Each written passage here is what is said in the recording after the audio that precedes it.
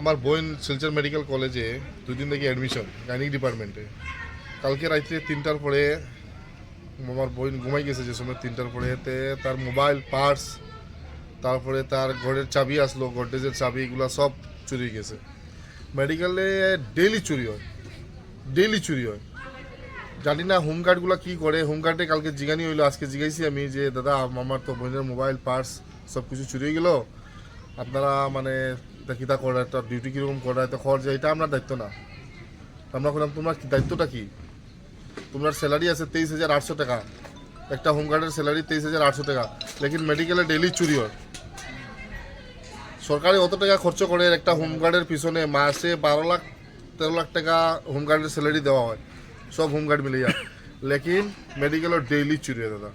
আজকে আমার ঘর লোকেল আছে ঘুঙ্গুরো, আমি বাইরে থাকি হাইলাকান্দি, করিমগঞ্জ থাকি, মানুষগুলো আর কেউ গরু বিক্রি করি আয়, কেউ ছাগল বিক্রি করি আয়, তারা ট্রিটমেন্ট করাইবার লাগে, লেকিন তারা ঘুমাইবার পরে সারা পয়সা, মোবাইল সব কিছু চুরি হয়ে যায়। বহুতজন মানুষে খান্দে এটা মেডিকেলে কিতা চলে, এটা মানে ডেইলি বাই ডেইলি চুরি। এটাই আমি মানে প্রশাসনে জানাইতে চাই। আর মেডিকেলও যারা অসহায় মানুষরা বেশিরভাগ মেডিকেলও তারা চিকিৎসার জন্য হয়। এখানে যে দালাল চক্রান্ত চলে, যে দালালরা আসেন এমনভাবে হেনস্থা করে, তাদেরকে দেখলে মনে হয় কিছু খোয়ার নাই। মানে কী কথা, এই মিডিয়ার মাধ্যমে, আপনাদের সোশ্যাল মাধ্যমে আমি কিছু আপনাদেরকে জানাতে চাই যে এখানে কিছু ড্রাগসের ব্যবসা রয়েছে মেডিকেলের। আর এখানে দালাল চক্রান্ত যেভাবে এখানে যে পেশেন্টরা যে হেনস্থা করে, সেটার জন্য যাতে প্রশাসন বা প্রশাসক সবার নজরে যাতে এটা আয়। যাতে আমরা তো এটা নিয়ে জেলা চুরির ঘটনা বলুন বা যে কোনো ঘটনা বলুন, মেডিকেলে বেশিরভাগ এইসব ঘটনা নিয়ে আমরা অনেক অসুবিধায় নিজে ভোগ করছি। মেডিকেল গেলেও একটা মানে ভয় লাগে যে যেভাবে চুরির ঘটনা হোক বা মায়ের দাঙ্গা রাত্রে ড্রাগসের বা এইসব নিয়ে প্রশাসনের আমরা দৃষ্টি আকর্ষণ করতে চাই যে এটার মানে এটার যাতে এটার দিকে একটু পদক্ষেপ নেওয়ার জন্য।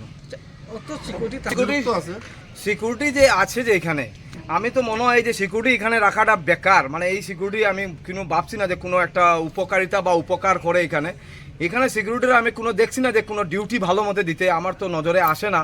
গেলেও তো দেখি বহাত এই সেই, তারার তো আমার এটা মনে হয় না এই সিকিউরিটি রাখা যে ভালো হয়েছে। আমি তো এর থেকে আমি মনে করি যে হোমগার্ডে না দিয়ে যদি সিকিউরিটি টেন্ডার দিয়ে ভালো যদি সিকিউরিটি বা এনআইটি বা অন্য অন্য জায়গা ইউনিভার্সিটি যেভাবে এইভাবে যদি মেডিকেল কলেজ, হ্যাঁ এইভাবে যদি মানে টেন্ডার দিয়ে যদি সিকিউরিটি দেওয়া হতো, এই হোমগার্ড না দিয়ে অনেক ভালো হতো। আমার মানে পয়েন্টের বা বাইরে যদি মেডিকেলের বাইরে বা ভিতরে যদি হয়, তা ড্রাগস লওয়ার পরে তো মানুষ নিশ্চয়ই চুরি করবেই।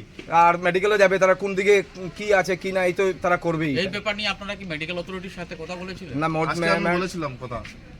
প্রিন্সিপাল বলেছে কি আমি এসপি রে আর ডিসি রে আমি 2-3বার রিটার্ন দিয়েছি, লেকিন কোনো আমি জবাব পাইছি না। আমি কি করব? তোমরা লোকালিটি হিসাবে তোমরা কোনো একটা স্টেপ নেও।